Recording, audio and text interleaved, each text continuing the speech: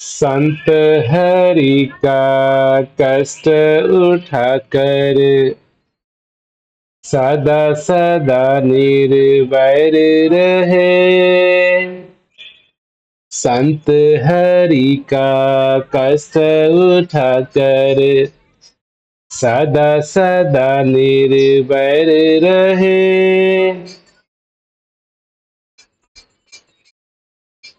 संत हरि का कष्ट उठाकर सदा सदा निर्वैर रहे।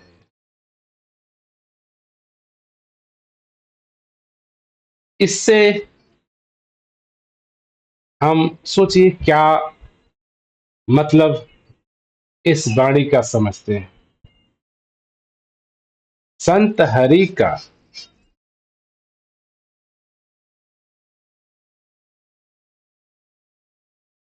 कष्ट उठाकर सदा सदा निर्वैर रहे।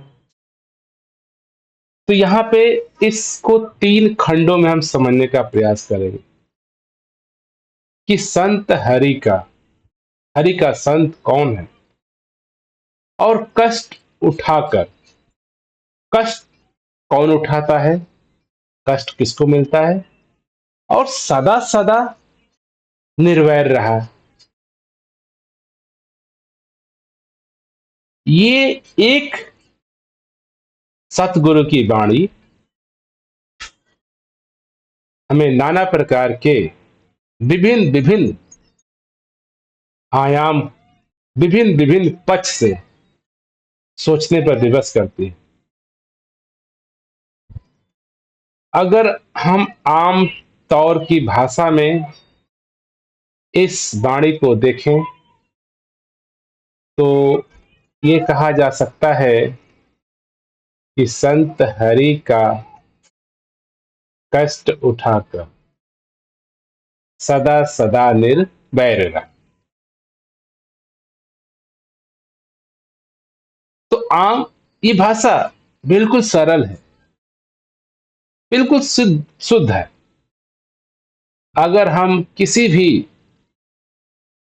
कोई भी आदमी इस वाणी को सुनेगा तो झटपट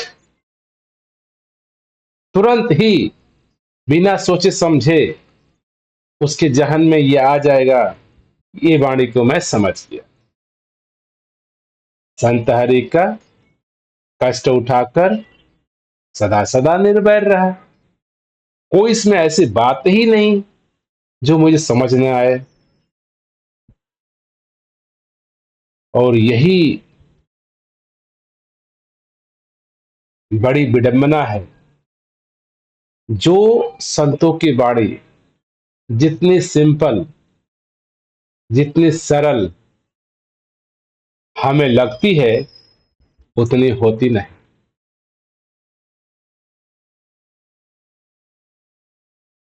इस वाणी को अगर मैं पढ़ता हूं, संत हरि का कष्ट उठाकर सदा सदा निर्भर रहा, तो कोई भी ऐसा शब्द इसमें नहीं आपको नजर आता है जिसको समझने में आम आदमी को, किसी को कोई भी दिक्कत हो। और यही समस्या है कि संत महात्माओं ने, सतगुरु ने इतने सिंपल सरल भाषा का इस्तेमाल किया है कि आम हम सभी आदमी उसको समझ जाते हैं। लेकिन इन्हीं सरल भाषा के वजह से, के माध्यम से सतगुरु वो गुण बात, वो रहस्य बात, वो ज्ञानमयी बात भी सतगुरु कह देते हैं, भी वाणी कह जाती है। ये वाणी इन तीन वाक्यों में अनंत आयाम, अनंत दृष्टि के रहस्य को समाई हुई है। संत हरि का कष्ट उठाकर सदा सदा निर्वैर रहा। संत हरि का, अगर इस बात को ही अगर हम ध्यान से, विचार से समझने का प्रयास करें कि मेरे जहन में क्या भाव आता है। अगर मैं बोला संत हरि का, तो आम तौर में जो हमको सीधा सीधा सभी को समझ में आ जाता है कि ये संत जो हरि का है, जो प्रभु भजन करता है, जो प्रभु को मानता है, जो प्रभु को ध्यान करता है, उसकी पूजा पाठ करता है, उसके बताए राह पे चलता है, ये धारणा हमारी संत की बनी है। संत हम उसको कहते हैं कि जो आम तौर पे मुझे परिभाषित किया गया कि संत वो आदमी है जो पूजा पाठ, प्रार्थना, इसका गुणगान में अपना जीवन व्यतीत करता है। वो झूठ नहीं बोलता है और वो किसी को मारता पीटता नहीं। वो अहंकार अहंकार उसके अंदर नहीं होता है, लोभ लालच नहीं होता है, मोह नहीं होता है। ऐसी जितने भी शब्द हमने सुन रखे हैं, लोभ लालच मोह माया, इन सबसे संत परे होता है। मैंने संत के ऊपर इनका कोई असर नहीं होता। ऐसे व्यक्ति को हम अपने ख्याल में संत मानते हैं। संत का परिभाषा हमने ऐसे आज के युग में परिभाषित कर रखा है। संत अर्थात नाना प्रकार के नियमों को फॉलो कर देना। नियमों को जो पालन करता है वो संत। जहां तक आम धारणा में ये बात सही दिखती है कि संत वही है जो कुछ, जो हमारे धार्मिक ग्रंथों में ऋषियों मुनियों ने, मंदिर के महंतों ने, पुजारियों ने, मठों ने कुछ नियम तय बना दिए, और जो जो व्यक्ति भी इस नियम को पालन करेगा वो संत कहलाएगा। तो जैसे ही मेरे दृष्टि में ये भाषा, ये वाणी आती है संत हरि का, तो हमारे जहन में यही ख्याल आ जाता है। ये जितना आज तक मैंने इस संसार में धार्मिक पुस्तकों से, पंडित से, पुजारी से, अपने माता पिता से, अपने समाज से जो परिभाषा एक संत के बारे में सुना है, वो सारा हम एक व्यक्ति में कहते हैं कि अगर वो व्यक्ति, कोई भी व्यक्ति अगर ये सारे परिभाषा को, नियम को नित्य पालन करता है तो संत है।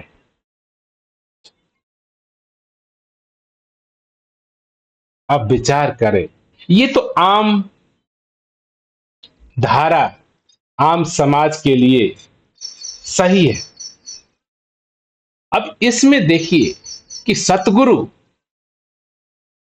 अध्यात्म का संदेश, सत्य का संदेश कैसे पहुंचाना चाह रहे हैं। ये सिर्फ यहां तक की बात नहीं कि संत हरि का, अब हमने संत को परिभाषित कर लिया और हरि का परिभाषा अब समझते हैं। तो आमतौर पे जो आदमी है, मानव है, हरि, ईश्वर, परमेश्वर, परमात्मा,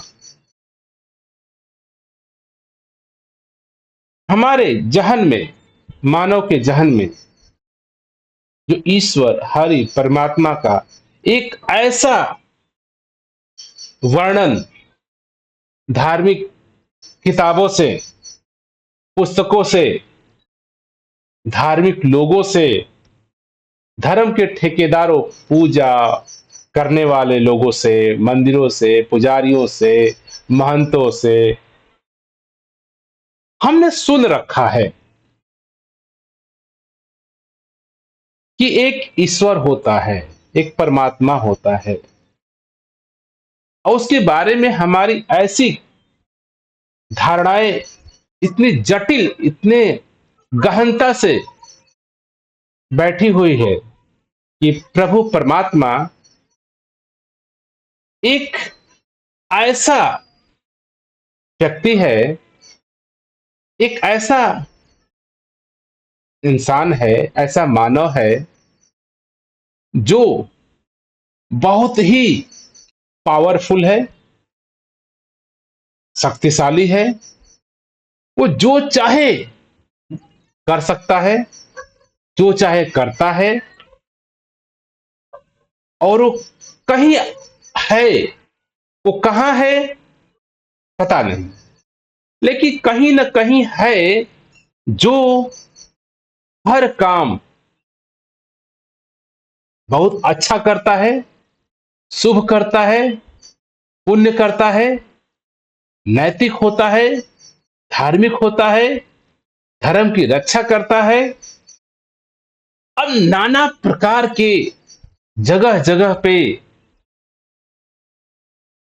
जो हमारे मानव परिवार आज इस धरती के अलग अलग हिस्से में उपस्थित है, कबीलों में, शहरों में, गांवों में, हमारे धरती के, गोल धरती के नाना नाना हिस्सों में जो ये मेरा मानव परिवार है, अपने अपने लैंग्वेज में, अपने अपने भाषा में, अपने अपने रीति रिवाज में एक सुपर मानव की कल्पना कर बैठा है, और उसको हरि, ईश्वर, परमात्मा, सुपर शक्ति के नाम से हम सभी मानव परिवार जानते हैं। और बड़ी विडंबना है कि आज स्कूल में, कॉलेज में माता पिता, रिश्तेदार सभी इसी तरफ मुझे, मेरे मन को, मेरे बुद्धि को खींचते हैं कि ये प्रभु परमात्मा ने किया है। जब भी मुझे किसी भी संसार में गतिविधियों का उत्तर नहीं मिलता है, जवाब नहीं मिलता है, तो हम वो कार्य परमात्मा के ऊपर सौंप देते हैं। ये कोई ऐसा सुपरमैन, सुपर पावर शक्ति है, भगवान भगवान ने किया। आप एक छोटा बच्चा होता है, आपसे नाना प्रकार का प्रश्न करता है। वो प्रश्न करता है, ये पेड़ क्यों है, पत्याहारी क्यों है, पंछी क्यों उड़ रहे हैं, पानी क्यों तरल है, पानी में ठंडक क्यों है, हम कैसे पैदा होते हैं, हम कहां से आए हैं, मैं कौन हूं। नाना प्रकार के प्रश्न बच्चे करते हैं, और जिस जिस प्रश्नों का मेरे पास जवाब नहीं होता है कि मुझे किसने बनाया, हम उन सारे प्रश्नों का उत्तर कह देते हैं कि परमात्मा ने बनाया, ईश्वर ने बनाया।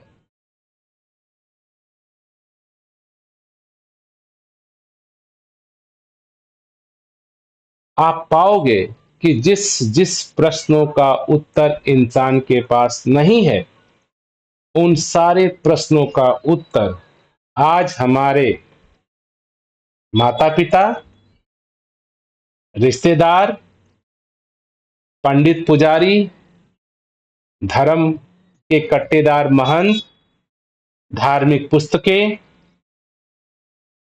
उन सभी को प्रार्थना के प्रभु के नाम पे डाल देती है कि कोई एक ऐसा शक्ति है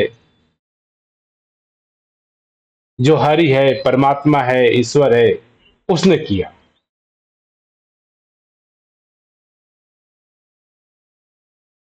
एक बच्चा मर जाता है, दूसरा बच्चा पूछता है ऐसा क्यों हुआ? परमात्मा ने किया। एक बच्चा जन्म जाता है, क्यों हुआ? परमात्मा ने किया। कोई एक्सीडेंट हो गया, तबाही आ गई, भूकंप आ गया, बच्चा पूछा किसने किया? परमात्मा ने किया, प्रभु ने किया। कहने का मतलब कि जो ये हरि शब्द है, ईश्वर शब्द है, प्रार्थना शब्द, परमात्मा शब्द है, ये हम मनुष्यों की, मानव की चालाकियों का नतीजा है, जिसका मेरे पास जवाब नहीं, जिसके बारे में मुझे पता नहीं, मैं वो सारे गतिविधियों को परमात्मा के ऊपर छोड़ देता हूं। मैंने कभी परमात्मा को देखा नहीं, मैंने कभी परमात्मा को जाना नहीं, फिर भी हम सभी उनको परमात्मा ऊपर डाल देते। और पूरे इतिहास गवाह है, पूरे शास्त्र, पुराण, उपनिषद परमात्मा को परिभाषित करते हैं, प्रभु को परिभाषित करते हैं, ईश्वर को परिभाषित करते हैं। हम रोज अपने घरों में परमात्मा की प्रार्थना, वंदना, पूजा सुनते हैं। जब एक बच्चा इस संसार में पैदा होता है तो वो देखता है माता जी, पिताजी, रिश्तेदार, पूरा समाज, पूरा सब लोग पूजा, प्रार्थना, याचना एक ईश्वर, एक परमात्मा की करते हैं। और वो सुनते सुनते ये बड़ा होता है।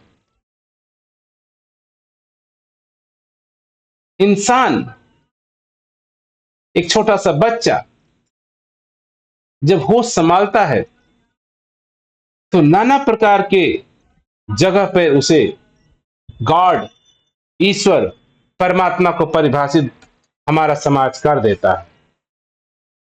और बचपन से मेरे जहन में ऐसा ख्याल आ जाता है कि एक परमात्मा, गॉड, ईश्वर कहीं है। इतना माता पिता ने उत्सुकता जगा दिया, बता दिया तुझे कि एक परमात्मा है, लेकिन वो कहां है, कैसा है, इसके ऊपर में न माता पिता को पता था, न धर्म शास्त्रों को पता है, न किसी को पता है, न कोई बता रहा है। तो जो बच्चा पैदा हुआ, जो माता पिता को गतिविधियां देखते हुए, प्रार्थना करते हुए, पूजा करते हुए, गतिविधि करते हुए, हर घर में कोई राम नाम ले रहा है, कोई कृष्ण नाम ले रहा है, कोई जीसस ले रहा है, कोई कबीर ले रहा है, कोई गुरु नानक ले रहा है। अगर एक बच्चा पैदा हुआ, उसे कुछ नहीं पता, माता पिता राम राम राम राम, जय श्री राम जप रहे, बच्चा पूछता है राम क्या है? मैं कह देते हैं ये परमात्मा है, प्रभु है, ईश्वर है, ये सारे करने वाले हैं, हम सबको बनाने वाले हैं, जग के निर्माता हैं। और यही बच्चा सुनते सुनते उसके जहन में एक ऐसा ख्याल आ जाता है कि कोई एक अलग शक्ति है, पावर है। बच्चा पूछता भी है कहां है परमात्मा? जब माता पिता स्वयं ही नहीं जानते हैं तो अपने अहंकार को छिपाने के लिए बच्चे को डांट फटकार के कहते हैं कि जाना नहीं जा सकता या देखा नहीं जा सकता। ये भी नहीं कह सकते अभी तो छोटा है, जब बड़ा होगा तो जान जाएगा, अभी तुझे समझ नहीं, हम लोग बहुत बड़े हैं, ये अध्यात्म की बातें हैं, अभी तो इसके बारे में बात मत कर। नाना प्रकार के डांट के, फटकार के, उदाहरण से, डर से, भय से हम उस बालक को इस बात के लिए राजी कर लेते हैं कि तू सिर्फ इतना जान कि जिसको मैं राम राम पूजा कर रहा हूं वो है। कहां है ये मत पूछ, कैसा है ये मत पूछ तू। कोई भी कार्य करते हैं तो अगर आपके हिसाब से हो गया तो कहते हैं ये तो मैंने किया, अगर आपके हिसाब से नहीं है तो उसको डाल दो, परमात्मा किया। किसी का चोट लग जाता है, कोई गिर जाता है, परमात्मा से, परमात्मा ने ऐसा कर दिया। दुख आ गया, तकलीफ आ गया, परमात्मा ने ऐसा कर दिया, प्रभु ने ऐसा कर दिया। रोग व्याधि आ गया, प्रभु की कृपा है। अर्थात जहां पर मानव की सोच समझ, तर्क शास्त्र काम नहीं करता है, उस गतिविधि को मानव बजाय स्वीकार करने की कि मुझे नहीं पता कि ये कैसे हुआ, क्यों हुआ, कौन किया, बजाय स्वीकार करने की अपनी इनकैपेबिलिटी, अपनी अक्षमता, लेकिन ये मेरा मन है, हमको ऐसा मन संसार ने बनाया है कि कभी भी वो इस बात को राजी नहीं होता है कि मुझे और कुछ न पता हो। ये तो हो ही नहीं सकता। हर इंसान को एक कहे की कहावत है कि जब परमात्मा, कहानी कहीं सुना था दास, कि जब परमात्मा इंसान को पैदा करके भेजता है तो उसके कानों में एक ऐसी बात कहता है कि तुझे मैंने इस पूरे दुनिया का सर्वश्रेष्ठ प्राणी बनाया है, तेरे लिए पूरी दुनिया बनी है, तू सबसे सर्वश्रेष्ठ। ऐसी कहावत है और ऐसा देखा भी जाता है।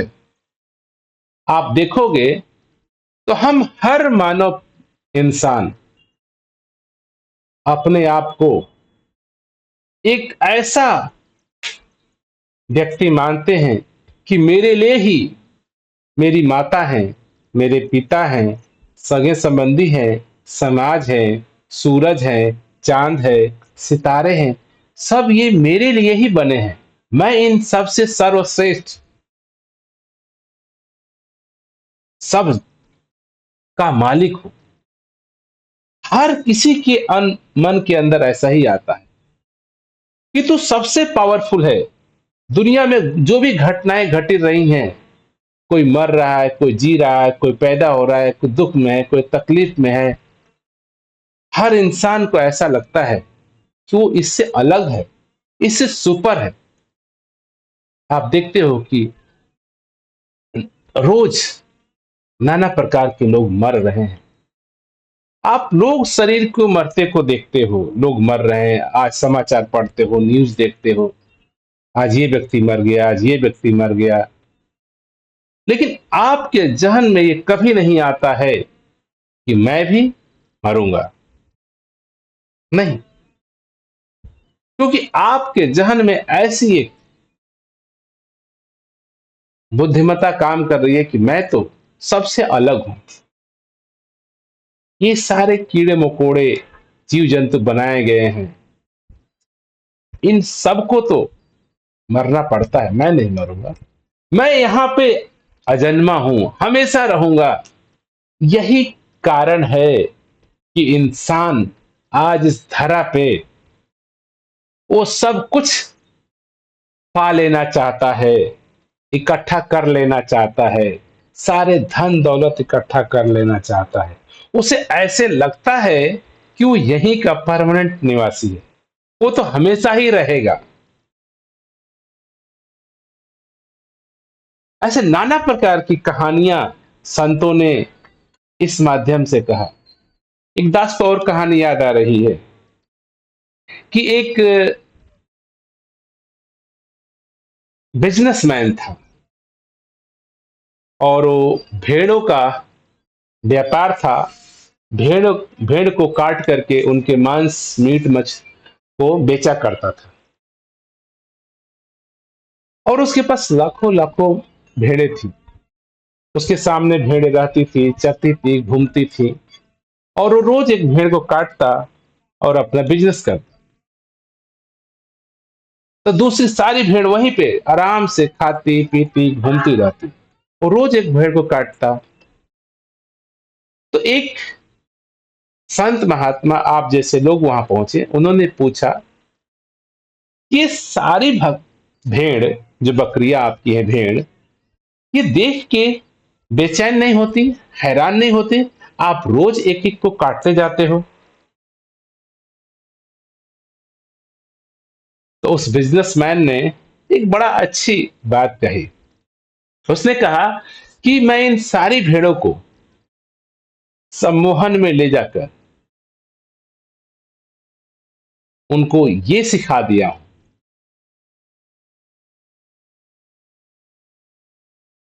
कि तू सर्वश्रेष्ठ सबसे है। तू इन सारी भीड़ों से अलग है, सर्वश्रेष्ठ है। तू कभी न मरती है, कभी काटी नहीं जाएगी। तू सर्वश्रेष्ठ है, इन सबसे अलग है तू। और ये ही सम्मोहन मैं सभी भेड़ों को कर दिया हूं। हर भेड़ों को ऐसा लगता है कि मैं तो इन सभी से अलग हूं। ये भेड़ें कट रही हैं, मर रही हैं, ये ऐसा ख्याल सभी को मैंने दे दिया है। इसीलिए जब मैं एक भेड़ को काटता हूं तो दूसरी भेड़ को यह पता है, ये दूसरी भेड़ कटने के लिए बड़ी थी, छोटी थी, मैं तो सर्वश्रेष्ठ हूं, मैं तो सबसे अलग हूं, मैं तो कभी कटती नहीं। तो बेफिक्र होकर के, बेचैन होकर के आराम से अपनी खाती है, पीती है, चरती रहती है। आज यही हालत हम सभी इंसानों का है। हम सभी को ऐसा प्रतीत होता है कि हम यहाँ इस धरती पे परमानेंट रहने वाले हैं और ये पूरा मानव समाज मेरे लिए बनाया गया है। माता मेरे लिए, पिता मेरे लिए, रिश्तेदार मेरे लिए, धन दौलत मेरे लिए, सूरज चांद मेरे लिए, धरती मेरे लिए। तभी तो मैं जी पा रहा हूं। ऐसी विद्याएं भी लोगों को दी जाती हैं कि सारा संसार का, ब्रह्मांड का रचना मानव के लिए हुआ। सूरज तुमको रोशनी देता है, धरती तुमको फूल पौधे देती है, हवा तुमको जीवन देता है, पानी तुमको जीवन देता है। ये सारे तुम्हारे लिए बनाए गए हैं और हम इन ख्यालों से बड़े होते हैं। और ये ख्याल बचपन से आ जाता है। जब एक बच्चा पैदा होता है और जैसे उसको भूख लगती है, वो रोने लगता है, माता खाना देती है। गिर जाता है, माता पिता उपचार कराते हैं, चोट लगा खाना देते हैं, पिलाते हैं, खिलाते हैं, उसकी हर बातों का ध्यान रखते हैं। तो ये बात उसके जहन में घर कर जाती है कि माता पिता रिश्तेदार मेरे लिए बने हैं, जो मुझे जरूरतें होती है उसकी पूरा करते हैं। मैं सर्वश्रेष्ठ हूं, मैं सेंटर हूं पूरे कायनात का, पूरे घर का। हर लोग हमें खुश देखना चाहते हैं, हमारे लिए काम करते हैं। और ये बड़ा होने के बावजूद भी ये माइंड सेट बना रहता है।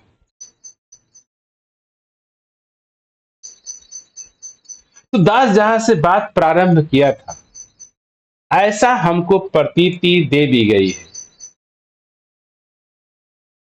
कि जो तो आपके बस में है वो तो आप करता है, उसके आप उसके मालिक हैं। लेकिन जो आपके घटना से नहीं घटता या जिसको आपको पता नहीं, अब मुझे नहीं पता कि मेरा जीवन कैसे है, मुझे नहीं पता मरने के बाद क्या होता है, कौन मरता है। तो इस बात को मैं इंसान स्वीकार नहीं कर सकता कि मुझे नहीं पता है, क्योंकि उसे अभी तक ऐसा ख्याल दिया गया कि वो तो सर्वश्रेष्ठ है, वो सब ज्ञाता है, उसके लिए पूरा ब्रह्मांड बना है। तो इस बात को स्वीकार नहीं कर सकता कि मुझे नहीं पता, तो उस पे नाना प्रकार के वो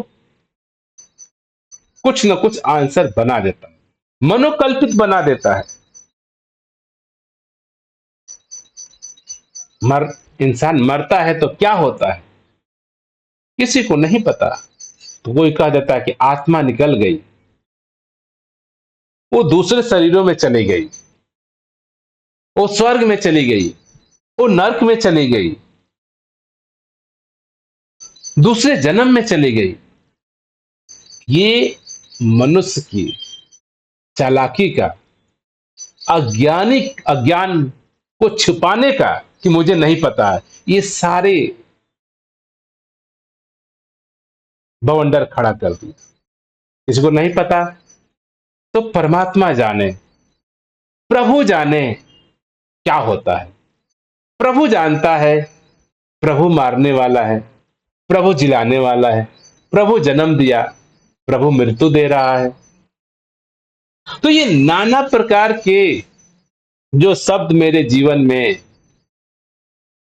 स्वर्ग, लोक, पुनर्जन्म, पापी, पुण्यात्मा, आत्मा, परमात्मा, ईश्वर, ये सारे शब्द मेरे जीवन में जो आए हैं, ये वहां से निकल के आए हैं जिस जिस मनुष्यों ने,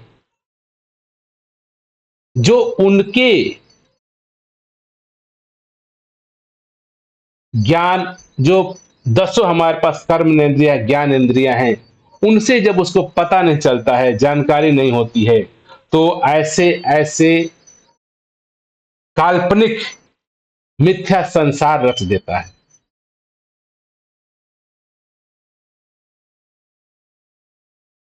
क्योंकि इंसान ये बात स्वीकार नहीं कर सकता कि मुझे और पता ना हो, मुझे तो सब कुछ पता है। ऐसे का विचार हम सभी के जहन में इतना अच्छी तरह से घर कर गया है कि हमें लगता है, और ये बात इतनी गहन है आपके अंदर, हम सभी के अंदर, कि मुझे लगता है कि मैं सब कुछ जानता हूं। और जहां कोई ऐसा प्रश्न, सब्जेक्ट आता है जिसका आपको ज्ञान नहीं, जिसका आपको बोध नहीं, तो आप मना नहीं करते हैं कोई भी। तो सुनी सुनाई कोई बातें परमात्मा की, मोक्ष की, परमात्मा की, दूसरे जन्म की, अगर एक बच्चा पैदा हुआ, उसको कुछ रोग हो गया, विकलांग पैदा हो गया, तो लोगों को ये समझ नहीं आता है कि बच्चा विकलांग पैदा हो गया, क्या कारण है, क्यों हुआ। तो जो हमारा बुद्धिजीवी समाज है, जो धार्मिक लोग हैं, वो सीधे कह देते हैं ये इसके पुनर्जन्म के कर्मों का फल है। अब ये पुनर्जन्म है या नहीं, किसी को पता नहीं। पिछले जन्म में क्या किया नहीं किया, नहीं पता। और इस जवाब को सुन करके हम तसल्ली, ओ छे, कह दिया कोई, छे पिछले जन्म के कर्मों का फल है जो कि विकलांग पैदा हुआ। हम सभी मान भी जाते हैं, क्योंकि हम सबको भी उत्तर नहीं पता। तो ये हमारे अज्ञान को छुपाने का, आज से नहीं, सालों सालों से, जब से इस मानव समाज ने सोचने समझे समझने की क्षमता प्रारंभ किया, तब से ही अपने अज्ञान को छुपाने के लिए ये हरि, प्रार्थना, परमात्मा, ईश्वर, आत्मा, मोक्ष, स्वर्ग, नर्क, पुनर्जन्म, ये सारे ऐसे ऐसे शब्दों की रचना कर दिया और इसी शब्दों के रचना में आज इंसान उलझा हुआ है।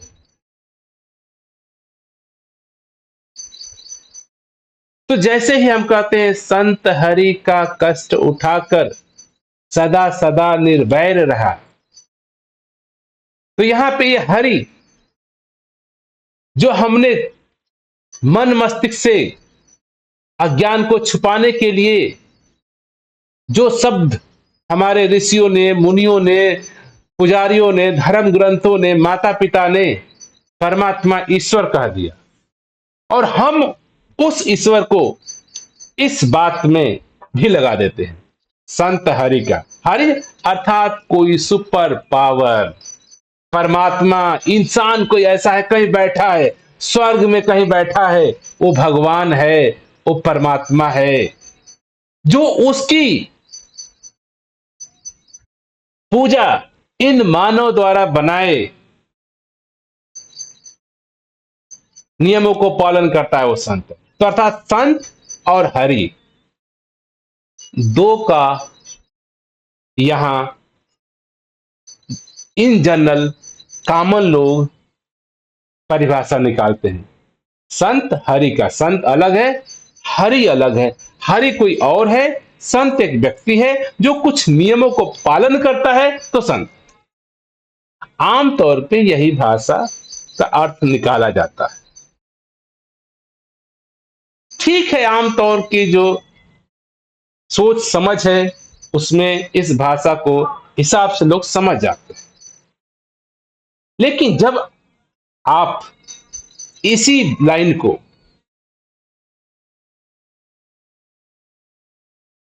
सत्य की दृष्टि से देखेंगे, जब आपके जीवन में सत्य का बोध हो जाता, आप जब अपने स्वयं सत्य स्वरूप का बोध कर लेते हैं, जिसको अध्यात्म कहा जाता है, जिसको आत्मज्ञान कहा जाता है। एक तो है कि आत्मज्ञान शब्द का सुनना, मुझे पता है कि एक आत्मा है, आत्मा का ज्ञान है, ये मैंने कहा और आपने सुन लिया, तो आपको पता होगा कि आपके पास एक आत्मा है, एक आत्मा का ज्ञान है, एक मैं हूं, एक मेरा स्वरूप है। तो एक तो हो गया सुनना। हम अक्सर मेरे पास जो भी है वो सुना सुनाया है। मेरा स्वभाव भी एक शब्द है जो सुना हूं। मेरी आत्मा, ये भी एक शब्द है, मैं सुना हूं। लेकिन एक होता है बोध, एक होता है अनुभव। सुनने से अनुभव नहीं आता है, सुनने से बोध नहीं होता है। तो आप पाएंगे अपने जीवन में आध्यात्म से रिलेटेड जितनी भी बातें आपको पता है, वो सब आपने सुना है। माता से सुना है, पिता से सुना है, रिश्तेदारों से सुना है, समाज से सुना है, धर्म ग्रंथों से सुना है, टीचरों से सुना है, स्कूल में पढ़ा है, दोस्तों मित्रों से सुना है, पुराणों में पढ़ा है, धर्म शास्त्रों में पढ़ा है, टीवी में देखा है, प्रचार में पढ़ा है, समाचार में पढ़ा है। तो ये सब क्या हुए? ये आपके सुनने के साधन है। सुनने से कभी भी आपको अनुभव प्राप्त नहीं होता, बोध प्राप्त नहीं होता। तो ये बाणी आध्यात्मिक दृष्टि से उनके लिए समझ में आएगी जिनके जीवन में सत्य, परमात्मा का, सत्य स्वरूप का, स्वयं का जिनको बोध हुआ है, जिनके अनुभव में है कि मैं आत्मा हूं, मेरा स्वरूप ये है। अब ये एक बड़ी ही निजी व्यक्तिगत बात है। दास कई बार कहता है, अध्यात्म एक जटिल जटिल निजीगत विषय है। हम सभी को अपने स्वरूप का बोध, अपने आप की जानकारी, अपने सत्य तत्व का बोध स्वयं ही करना होता है।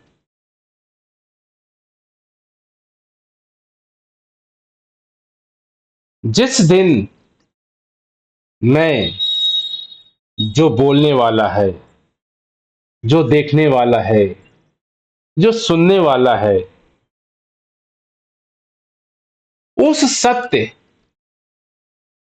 या इस सत्य निराकार परमात्मा अर्थात जो मेरा वास्तविक स्वरूप है, जो मैं हूं, ये मेरा शरीर है, ये मेरी आंखें हैं, ये मेरे कान हैं, कई बार दास कहता है, लेकिन ये मैं नहीं हूं। मैं इन शरीरों से, मैं इस शरीर के होने से या मेरे होने से ये शरीर प्रकाशित है, शरीर कार्यगत है। मेरे होने से आंखें देखती हैं, मेरे होने से कान सुनते हैं, मेरे होने से मैं जीवित हूं। दास अपने अस्तित्व इसकी बात कर रहा है। ये जो मेरा शकल, ये जो मेरा शरीर बनावट 5 फुट का दिख रहा है, काला पीला रंग दिख रहा है, कपड़े दिख रहे हैं, ये मेरा वास्तविक स्वरूप नहीं है, ये मेरा सत्य स्वरूप नहीं है।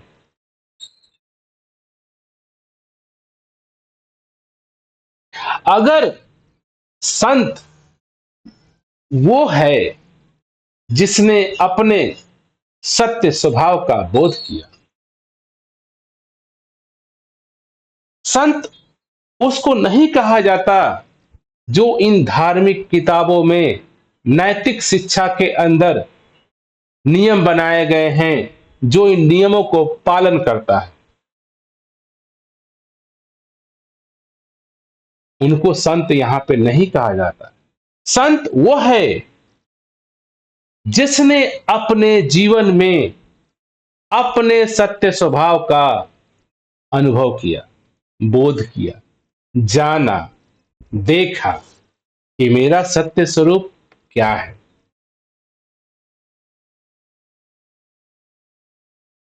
जिस दिन मैं अपने सत्य स्वरूप स्वभाव से,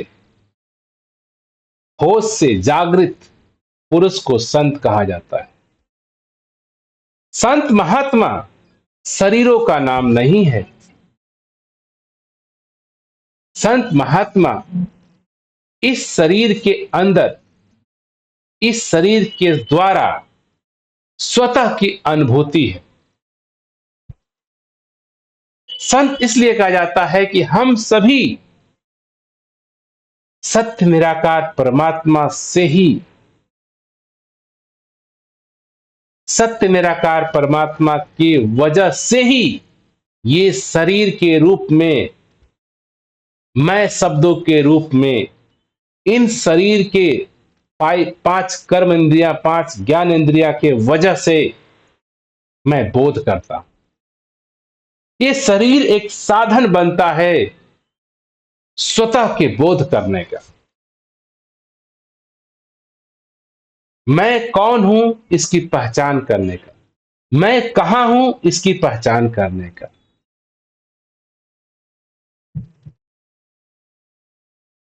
जब एक मानव इस सत्य के साथ कि मैं कौन हूं, मैं कहां हूं, इन दोनों का उसे बोध होता है, जब मानव अपने सत्य स्वभाव का असली चेहरे को, हकीकत स्वभाव को से अवगत हो जाता है तो संत कहलाता है। फिर संत और हरि में कोई भेद नहीं रहता। संत ही जो सत्य है, वही हरि भी जो सत्य है। तो यहां पे संत हरि का अगर मेरे ध्यान में अगर दो का भाव आ गया तो मैं आमतौर के हिंदी भाषा के अनुसार से इस वाणी का शब्द निकाल रहा हूं। अगर संत हरि का कहते ही स्वयं सत्य का सेवक केवल बोध होता है, परमात्मा का बोध होता है, निराकार का बोध होता है, उसके बाद ये पूरी लाइन क्लियर समझ में आ जाएगी। संत हरि का कष्ट उठाकर सदा सदा निर्भय रहे। जब मैं अपने सत्य स्वरूप स्वभाव को जानता हूं तो मैं स्वयं हरि और परमात्मा दो नहीं रह जाते। संत ही हरि है, हरि ही संत है। तो कष्ट उठाकर क्या सत्य परमात्मा को, जो निर्लेप है, जो निर्गुण है, जो निराकार है, जो सत्य स्वभाव आपका है, इसके ऊपर कोई कष्ट का सवाल ही नहीं पैदा।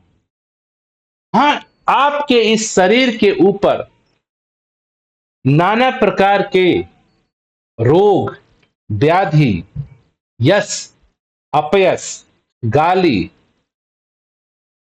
कुरीतियां, बुराइयां इस शरीर के साथ ऊपर नीचे होता रहेगा। लेकिन आप इस शरीर के अंदर सत्य उपस्थित हो, इस शरीर को इस्तेमाल करने वाले। तो इस शरीर के अंदर अब बाहर जो भी घटनाएं घटती हैं, जिसको समाज, इसको संसार कष्ट कहता है, दुख कहता है, तकलीफ कहता है, आराम कहता है,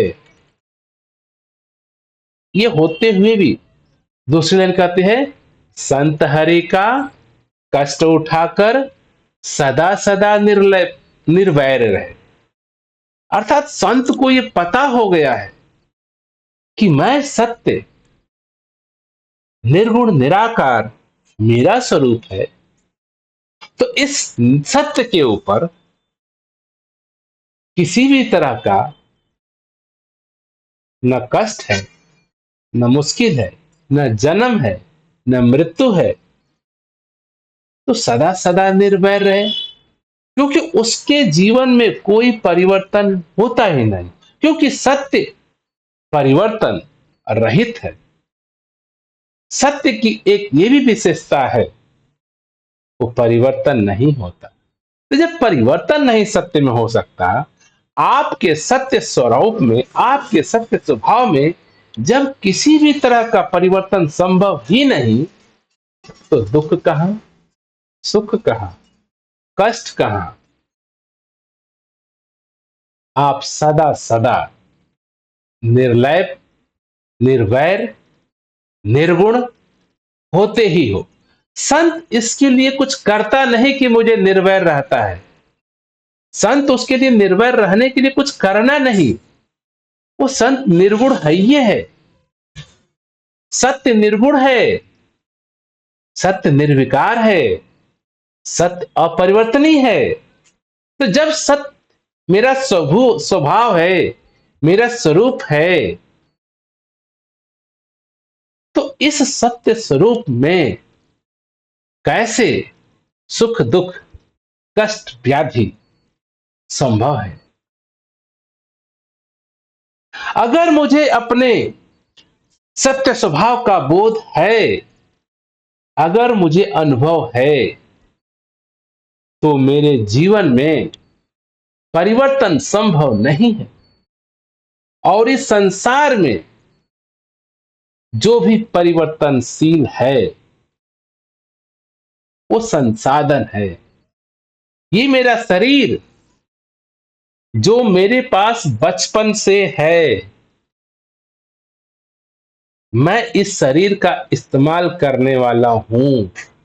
और ये बचपन से आप देखोगे तो आपके शरीर में परिवर्तन हुआ है। आपका शरीर परिवर्तन हो रहा है। आप निर्लेप, अखंड, अपरिवर्तनीय, समयातीत, आप बचपन से आज तक कितने दिन, कितने साल, कितने महीने गुजार दिए, इस शरीर में परिवर्तन दिखता है आपको। लेकिन जो आपका सत्य स्वभाव है, जो आप स्वयं सत्य हो, इस सत्य में समय संभव नहीं है। समय अर्थात परिवर्तन का नाम है। समय अर्थात परिवर्तन। समय अर्थात परिवर्तन। अगर आप ध्यान से देखेंगे तो समय का आपको बोध तभी होता है जब परिवर्तन है। अगर कोई परिवर्तन नहीं होगा तो समय का बोध नहीं हो सकता। समय होता ही नहीं। और समय हमारे मनुष्य द्वारा कैलकुलेशन के लिए सेकेंड, मिनट, डे, वीक, दिन, मंथ, महीने, साल बनाए। अगर आप सत्य अपने स्वरूप स्वभाव को देखते हैं तो सत्य स्वभाव समय रहित है। सत्य में समय का कोई भी लेन देन नहीं होता। अगर एक परिकल्पना करें, आप यहां बैठे, हम सभी बैठे हैं और यहां पे परिवर्तन बंद हो जाए, लाखों लाखों समय से आप लोग ऐसे बैठे रहे, आंख बंद करें, आंख खोलेंगे, लाखों साल के बाद देखेंगे हम उसी परिस्थिति, उसी जगह है, तो आपको समय का बोध नहीं हो सकता। क्योंकि समय सत्य नहीं है। समय हकीकत नहीं है। अब कभी ध्यान देते होंगे, आप बैठे बैठे सो जाते हैं, झपकी मार जाते हैं और उस झपकी के अंदर आप सपनों में कितने दिन, साल, सदियां निभा देते हैं। पैदा हो जाते हैं, खेलते हैं, कूदते हैं, बड़े होते हैं, शादी होती है, नाना प्रकार की गृहस्थी बचा लेते हैं और झपकी खुलते ही लगता है कि अभी 2 ही सेकंड की झपकी थी। इतना सारा जीवन जी लिया। सत्य समय युक्त नहीं है। समय हम मानव द्वारा निर्मित इस संसार की कुछ गतिविधियों को मापने का टाइम, मापने का यंत्र है। अगर आप कई बर्दाश्त करता है, समय सिर्फ मनुष्य के पॉइंट ऑफ व्यू से है। अगर हम इस धरती पे हैं तो मेरे लिए समय है, परिवर्तन है। अगर आप कल्पना करें, आप सूरज के पॉइंट ऑफ व्यू से देखें, सूर्य के लिए क्या दिन है, क्या रात है, क्या मिनट है, क्या घंटा है, बताइए क्या समय है? कोई समय नहीं, कोई सेकंड नहीं, कोई मिनट नहीं, कोई डे नहीं, कोई साल नहीं, कोई ईयर नहीं। ये तो हम मनुष्य ने अपने गणना को सही करने के लिए ये समय का, दिन का, रात का, घंटे का, मिनट का, सप्ताह का, महीनों का, सालों का व्यवस्था किए हैं, जीवन को सुचारू रूप से सुलाने के लिए, मूल्यांकन करने के लिए। लेकिन आप जो सत्य, आपका स्वरूप जो है वो समय रहित है। तो संत हरि का सदा सदा कष्ट उठाकर सदा सदा निर्लय रहे।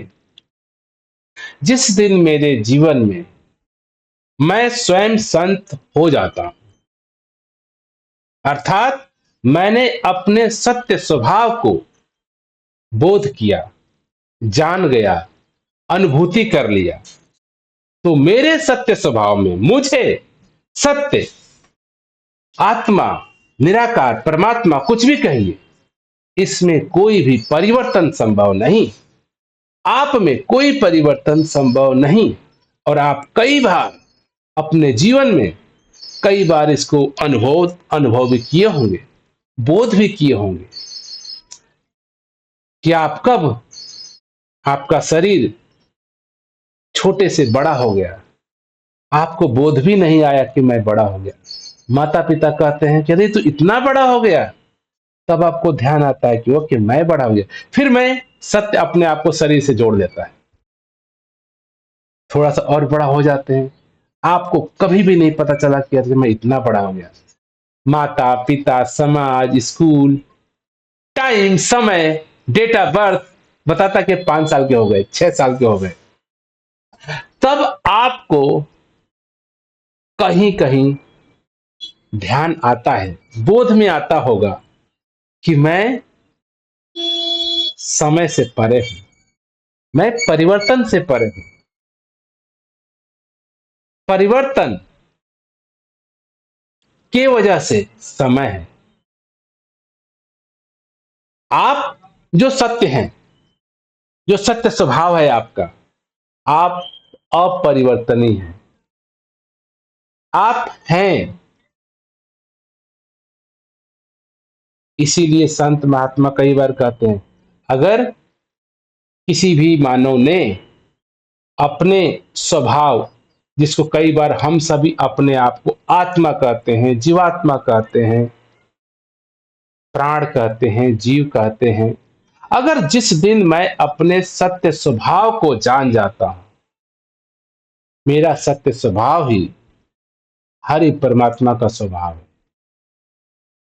जो परमात्मा का परिभाषा उपनिषदों में, ग्रंथों में कहा गया है, वही सत्य का परिभाषा आपके आत्मा का भी कहा गया है।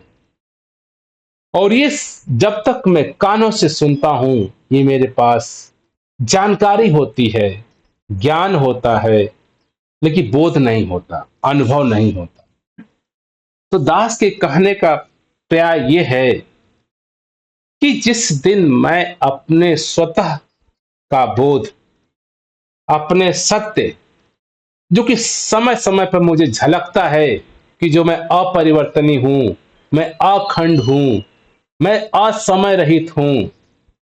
कई बार आपको स्वतः से बोध होता है, हम सभी को यह बोध हुआ है कि मैं अपरिवर्तनीय हूं, मैं अखंडनीय हूं। कभी आपको लगता नहीं कि आप टुकड़ों में हैं, हाथ अलग है, पैर अलग है, नाक अलग है, आप संपूर्ण हो, पूरे हो। आपको कभी भी नहीं लगता। ये तो समाज, संसार, परिवर्तन बताता है कि आप 10 साल के हो गए, 20 साल के हो गए, बुढ़े हो गए, बाल पक गए, ये शरीर का परिवर्तन। लेकिन आपको कई बार यह जीवन में बोध हुआ है कि आप अपरिवर्तनीय हो।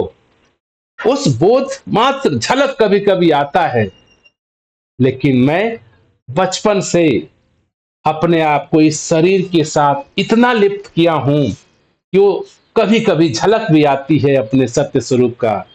लेकिन जैसे ही समाज, डेट, तिथियां मुझे ध्यान दिलाते हैं कि आज बुजुर्ग हो गए, बाल पक गए, बड़े हो गए, कोई बेटा कह देता है बच्चा अंकल, तो आपको पता चलता है कि मैं अंकल हो गया।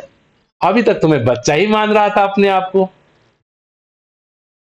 अक्सर होता है, कोई आपको कह दे अंकल, भैया, बाबू, तो आपको ख्याल आता अच्छे मेरा, मैं ऐसा हो गया हूं। आप वाकई में जो सुनने वाले हो वो सत्य हो, लेकिन मस्तिष्क जिसकी वजह से हम लिप्त होकर के इस शरीरों के साथ जुड़ गए हैं, इस शरीर के साथ फिर से जुड़ जाते हैं।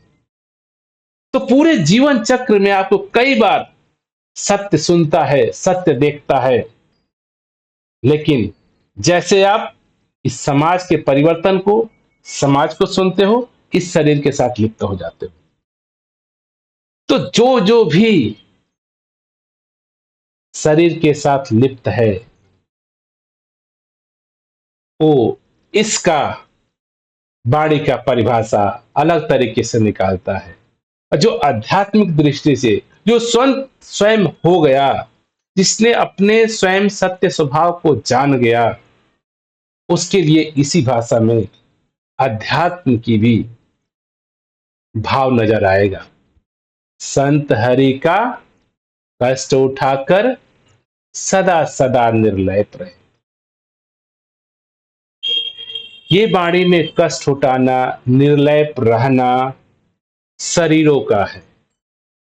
जब तक मैं संत को और हरि को अलग अलग देख रहा हूं, मान रहा हूं, मेरे ख्याल में भी है कि संत और अलग हरि हैं, तो इसका मतलब है कि मैं अभी भी सांसारिक रूप से आम तौर की भाषा के द्वारा इस वाणी को पढ़ने सुनने का काम कर रहा हूं। संत हरि का कष्ट उठाकर सदा सदा निर्लप रहे। ये तो वाणी सत्य महापुरुषों की है, जिसने अपने आप सत्य स्वरूप, सत्य स्वरूप, सत्य का बोध किया। ये उनकी बात है। उनके लिए संत कहो, हरि कहो, कष्ट कहो, निर्लप कहो, निर्वैर कहो, सदा सदा कहो, इन सारे में, हर भाषा में, पोर पोर में, कण, एक एक अक्षर में ये सत्य ही समाया है। सत्य के ही अलग अलग रूप इस भाषा में दिखाए गए हैं। सत्य का ही एक रूप संत बोला गया, सत्य का ही एक रूप हरि बोला गया, सत्य का ही एक रूप कष्ट बोला गया है, सत्य का ही एक रूप निर्लप बोला गया है। संत हरि का कष्ट उठाकर सदा सदा निर्लप रहे। तो इसको हम किस भाव से लेते हैं? अगर मेरे जीवन में स्वयं का बोध है, मुझे पता है कि मैं कौन हूं, मैं कहां हूं, मेरा असली स्वरूप क्या है, तो मेरा ही एक रूप, सत्य का एक रूप संत होता है, सत्य का ही एक रूप हरि होता है, असत्य का ही एक रूप शरीर होता है, सत्य का ही एक रूप कष्ट होता है, सत्य का ही एक रूप निर्वैर होता है। तो इस पूरे वाणी में सिर्फ सत्य के, परमात्मा के, निराकार के अलग अलग रूपों को बयान किया गया है। दास कई बार उदाहरण के माध्यम से समझाने का प्रयास करता है कि जैसे हमारा पानी है, इसका रूप नाना प्रकार का है। एक सागर का रूप देखते हैं, अथाह विशाल सागर का रूप है। एक छोटी सी लहरों का भी रूप है, एक छोटे बुलबुले का भी रूप है। उसमें भंवर आ गई, भंवरों का भी रूप है। वही पानी एक टेम्परेचर पे गर्म कर दिया गया तो पानी ठंडक से बजा, एक ठंडक रूप है उसका पानी का, एक गर्म भी रूप है उसी पानी का। उसको एक टेम्परेचर में फ्रिज में रख दें तो बर्फ बन गया। तो पानी का ही एक रूप बर्फ भी है, सॉलिड है। पानी का ही एक रूप लिक्विड है, तरल है, एक ठंडा है, एक गर्म है। पानी का ही एक रूप और ज्यादा टेम्परेचर पे गर्म करें तो वेपर बन जाता है, गैस बन जाता है। पानी का ही एक रूप क्लाउड है, बादल है। तो आप देखेंगे एक ही सत्य नाना प्रकार के रूपों में है। अथाह समुद्र के रूप में, लहर के रूप में, बुदबुदे के रूप में, ठंडे के रूप में, गर्म के रूप में, तरल के रूप में, गैसों के रूप में, बादलों के रूप में। तो आप देख पाओगे अगर सत्य का बोध है तो सब एक ही पानी के रूप है। क्या कहूं गर्म पानी, उसका ही रूप है। क्या कहूं ठंडा पानी, उसका ही रूप है। क्या कहूं गैस, वेपर, उसका ही रूप है। क्या कहूं बादल, उसका ही रूप है। जैसे ही मेरे जीवन में मेरे अपने स्वयं सत्य का बोध होता है, मैं कौन हूं, मेरा स्वरूप क्या है, मेरा भाव क्या है, मैं हूं कहां पे, जैसे ही मैं इस बोध को हासिल करता हूं तो मैं देखता हूं ये मेरा बोध जो मेरा स्वरूप है वो सत्य का है, जो अपरिवर्तनीय है, जो हर जगह है, जो अखंडित है। इसी के नाना प्रकार के रूप हैं। इसी मेरे सत्य का रूप ही ये शरीर भी हैं, निर्वैर भी हैं, कष्ट भी हैं, दुख भी हैं, सुख भी हैं, लाभ भी हैं, हानि भी हैं, पेड़ पौधे भी हैं, पशु पक्षी भी हैं, जीव जंतु हैं, ठंडा गर्म है। ये सत्य निराकार परमात्मा के ही सारे रूप हैं। दास अक्सर हमेशा इस बात को कहा करता है कि तेरा रूप है ये संसार। इस संसार में जो भी गतिविधियां आपको दिख रही है, चाहे आप दिख रहे हैं, चाहे पूरा पहाड़ दिख रहा है या जंगल दिख रहा है, पूरी प्रकृति दिख रही है, पूरे सौर मंडल दिख रहे हैं, पूरा ग्रह उपग्रह दिख रहा है, सब आपका ही सत्य रूप है। आप सत्य निराकार आत्मा के ही ये सारे नाना प्रकार के रूप हैं। तो ये वाणी को हम दो तरीके से देखते हैं। एक स्वयं का बोध होने के बाद, एक बिना स्वयं के बोध होने से। अगर मैं इस वाणी को जो मुझे मेरे सत्य का बोध नहीं है अगर उस पॉइंट ऑफ व्यू से पढ़ता हूं तो संत हरि का कष्ट उठाकर सदा सदा निर्वैर रहे। तो संत को अलग मानेंगे, हरि को अलग मानेंगे। संत कुछ क्रियाकलाप करेगा तो संत है, और उसके जीवन में नाना प्रकार के दुख कष्ट आएंगे और उसको झेलेगा, और फिर उसके बाद वो निर्वैर रहेगा। ये आम तौर पे जो परिभाषा है उन मानव के लिए है, उन जन के लिए है जिनको स्वयं सत्य का बोध नहीं हुआ है।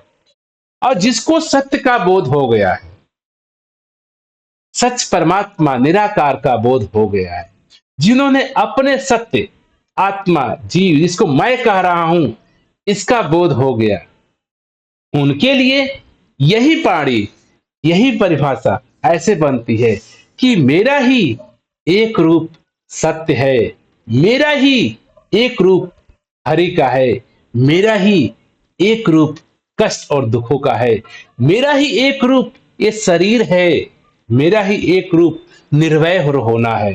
क्योंकि सत्य का स्वभाव है हर रूपों में दिखना, ये सत्य का स्वभाव है।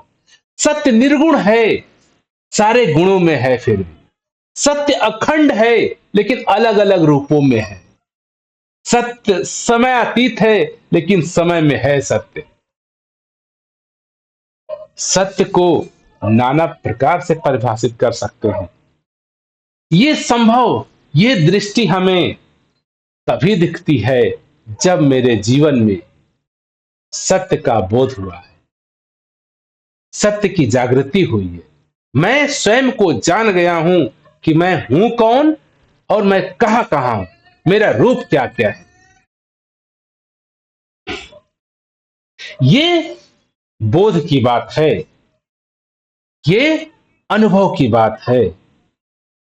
ये सुनने की बात नहीं है, ये सुनाने की बात नहीं है, ये कहने की बात नहीं है, ये कहानियां नहीं है कि आप ये सारे बातों को सुन ले और आपके जीवन में आत्मबोध आ जाए।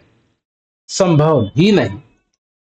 यही कारण है कि आज लाखों लाखों सालों से हमारे ऋषियों ने इसी सत्य निराकार को उपनिषदों में, धार्मिक पुस्तकों में कलमबद्ध किया। लेकिन हम इसको पढ़ सकते हैं, इसको सुन सकते हैं, इसका बोध हासिल नहीं कर सकते।